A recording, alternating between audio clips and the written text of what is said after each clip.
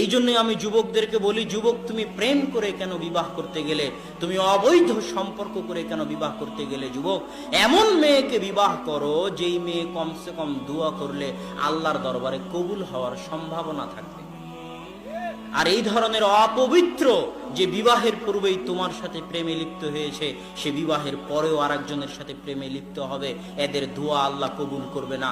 তোমার সন্তানের জন্য দোয়া করার মতো স্ত্রী যদি তুমি বাছাই না করতে পারো, তোমার সন্তান যখন বিপদে পড়বে তখন জায়নামাজ বিছিয়ে আল্লাহর দরবারে হাত পেতে কান্দাকাটি করার মতো স্ত্রী যদি বাছাই না করতে পারো, তাহলে যুবক তোমার জীবনের 16 আনাই বৃথা, তোমার জীবনের পুরোটাই মিছে।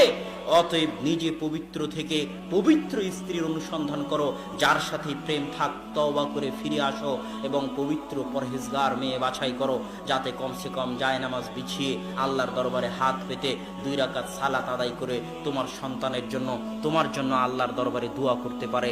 এমন মা, এমন স্ত্রী যদি পরিবারে না থাকে,